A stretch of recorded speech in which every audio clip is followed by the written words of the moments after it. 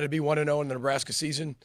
We got to get a lot better. Difference between saying we want to be better and then getting better and being better, and that's what this whole week's going to be about.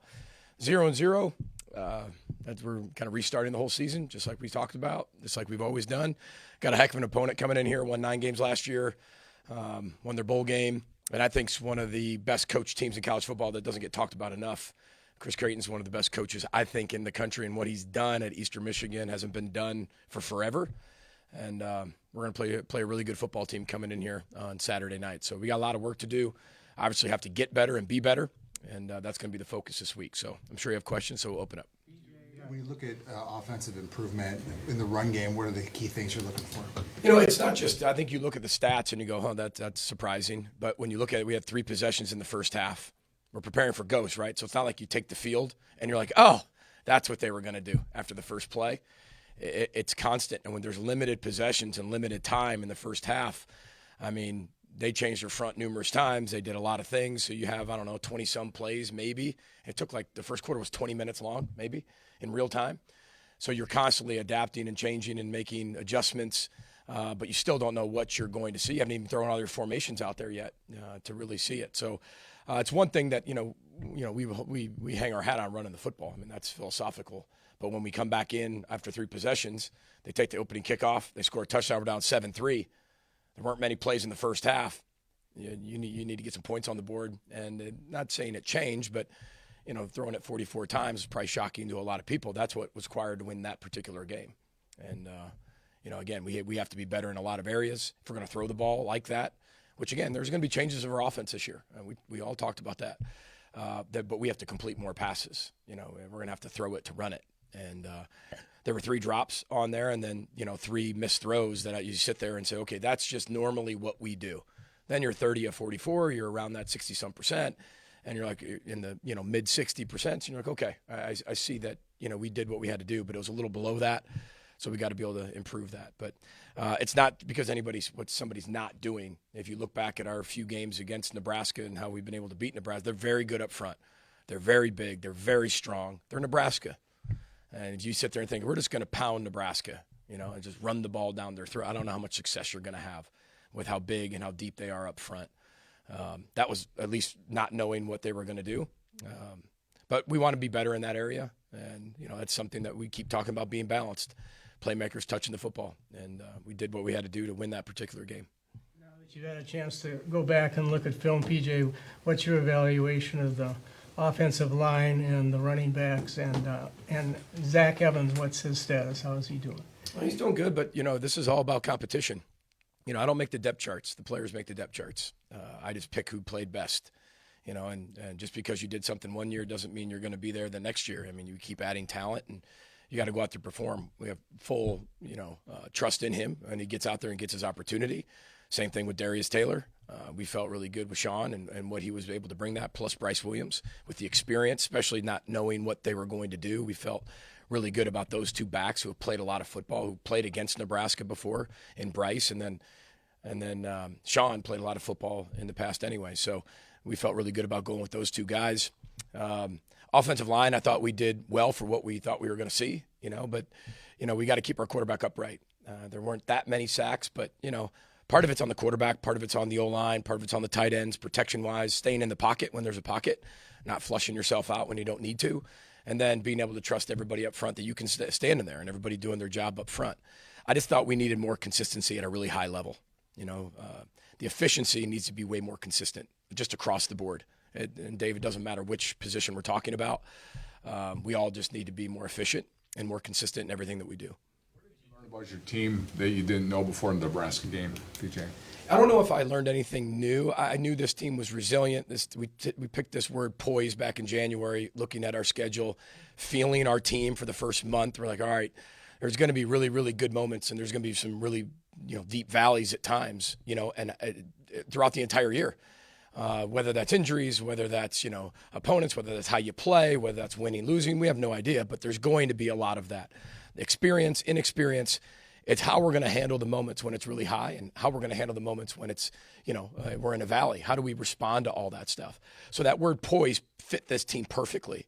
And I thought you saw that on Thursday night. They were poised. They never thought they were out of it. Remember, this is a whole team. This is about offense versus defense versus special teams. We're the Minnesota Golden Gophers, and we've said this for a long time. We want to play complementary football, and we're going to need each other to be the best football team we can be.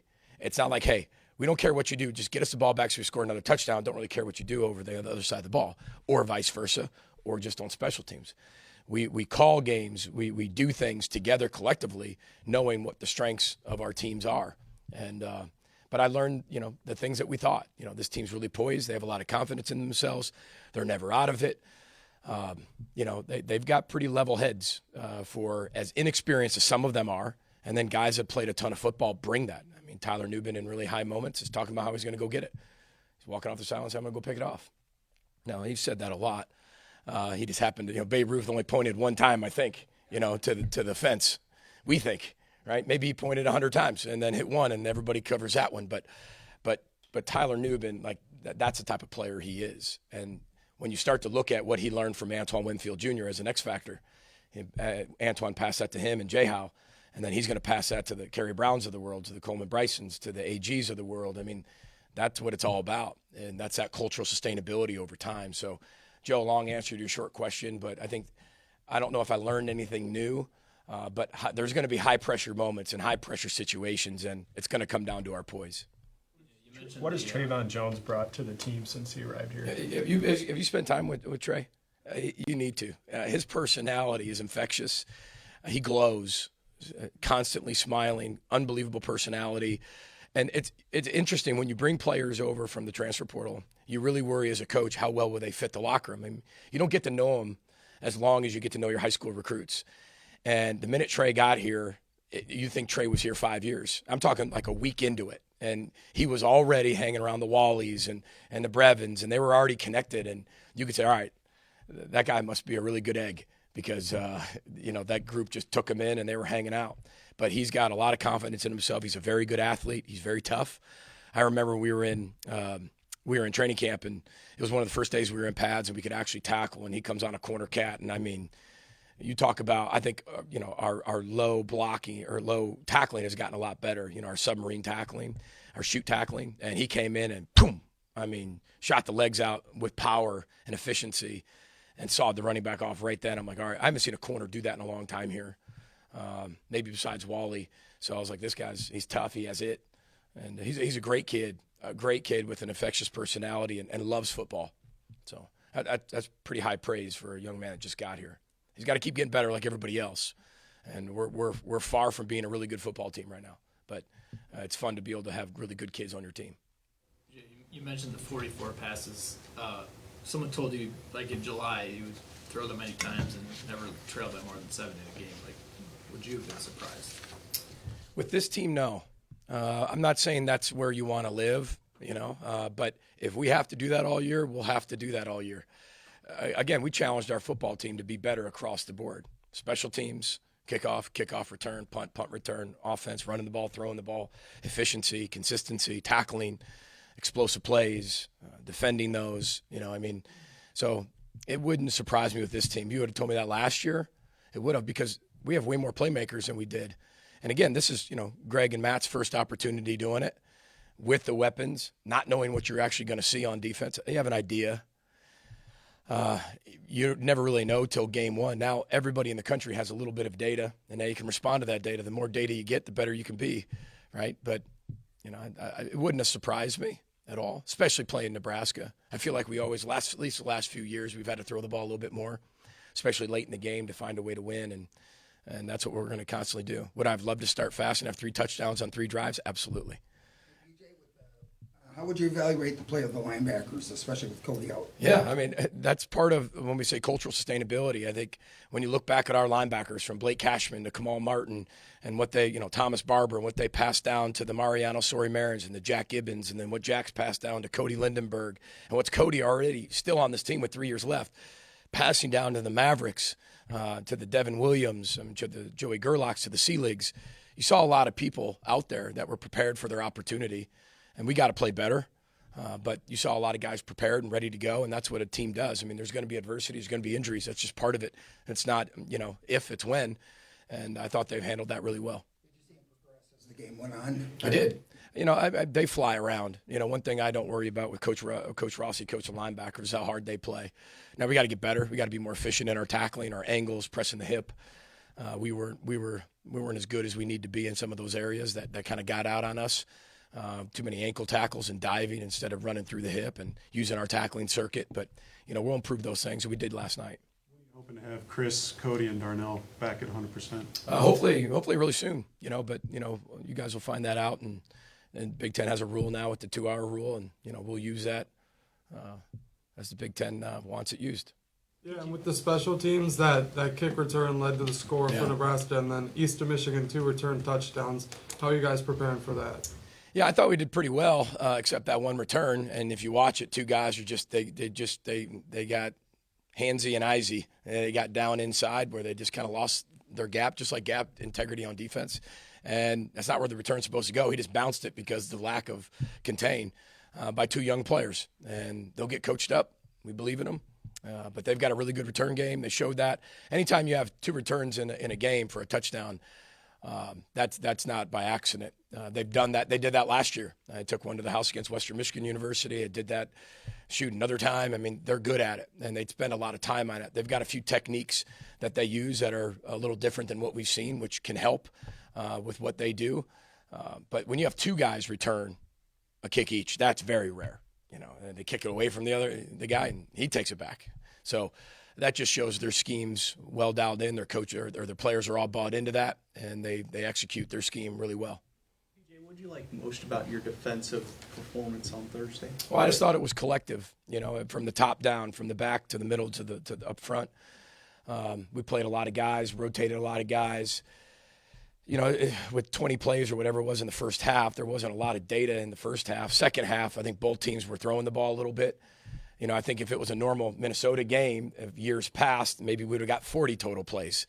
But we threw the ball a heck of a lot more than we usually did in the past. But I just loved how we swarmed to the ball. I loved top down. I loved that, like, they never thought they were out of it. They just played really, really hard. And if you play hard, especially on defense, sometimes even if you are wrong, you know, you'll be able to get somebody on the ground or you'll be able to make a play. It's the times you're not doing that you worry that you have to be perfect. So they knew what they were doing. They did a great job with halftime adjustments, sideline adjustments. I don't think there's anybody better in the business at doing that than Joe.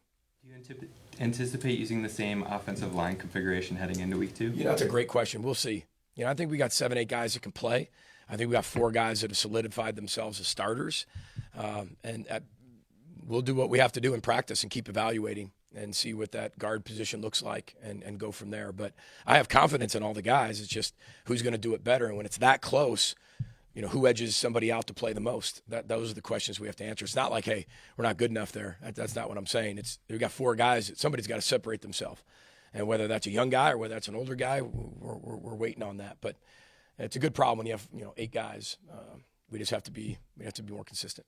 I know Eastern Michigan went into the year rated among the best special teams units in the MAC. What else do they do well besides the kickoff returns? Yeah, well, their punt team's really good. They fly around. You know, they play all their starters on special teams. I can't say all because that's technically not true, but they play their best players on special teams.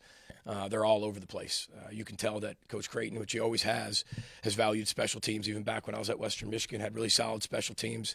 And, that's the bridge that connects offense and defense. And he's won a lot of games on special teams, and that's the difference makers.